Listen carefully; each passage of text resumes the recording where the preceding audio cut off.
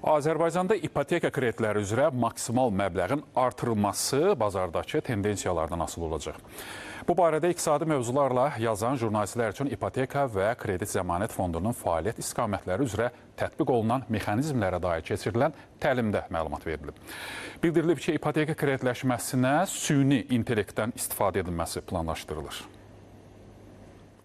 Bu il ipoteka və kredit zəmanət fondunun xətti ilə adi ipoteka kreditləri hesabına alınan mənzillərin orta dəyəri 175.500 manat, güzəştli ipoteka kreditləri hesabına alınan mənzillərin orta dəyəri isə 133.400 manat təşkil edib. Bu barədə iqtisadi mövzularda yazan jurnalistlər üçün ipoteka və kredit zəmanət fondunun fəaliyyət istiqamətləri üzrə tətbiq edilən mexanizmlərə dair keçirilən təlimdə məlumat verildi. Bildirildi ki, Azərbaycanda ipoteka kreditləri üzrə maksimal məbləğin artırılması bazardakı tendensiyalardan asılı olacaq. Hazırda ipoteka kreditləri üzrə əsas məqsəd orta və aşağı gəlirli ailələrin mexanizmə əlçatanlığını təmin etməkdir. Bu səbəbdən fond ipoteka kreditinin maksimum məbləğini 150.000 manat səviyyəsinə saxlayır.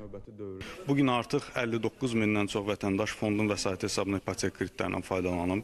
Verilmiş ümumi kreditlərin həcmi artıq 4 milyard manat təşkil edir.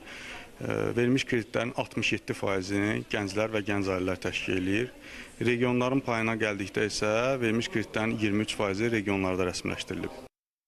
Qeyd olundu ki, ipoteka və kredit zəmanət fondunun zəmanət mexanizmi tətbiq edildikdən sonra 2018-ci ildən etibarən ümumi məbləği 150 milyon manata yaxın olan 1571 zəmanətli ipoteka krediti verilib. Bu il 4056 kirayə müqaviləsi rəsmiləşdirilib və ilin sonuna qədər əlavə 400 müqavilənin bağlanacağı proqnozlaşdırılır. Kirayə mənzil mexanizminə 2020-ci ilin mart ayından etibarən başlanılıbdır, yəni kirayə mənzillərin verilməsinə və bugünkü statistik məlumatlara əsasən artıq 9546 kirayə müqaviləsi rəsmiləşdirərək vətəndaşlara mənzilləri təhvil verilmişdir və kirayə yolu ilə mənzil vəziyyətini yaxşılaşdıran 60%-dən çoxunu gənclər və gənc ailələr təşkil etməkdədir. Bugünkü tarixə artıq 12 kirayəçi tərəfindən öhdəliklər tam şəkildə icra edilmiş və öz mənzil və mülkiyyət hüquqları vətəndaşların özlərinə təqdim edilmişdir.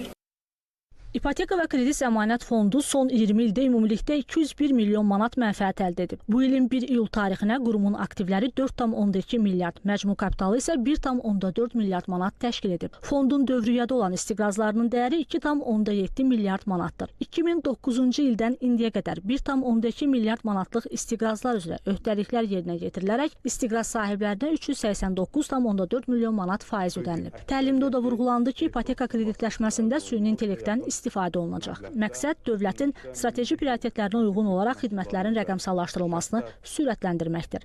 Sonda təlimdə iştirak edən jurnalistlərə sertifikatlar təqdim olundu.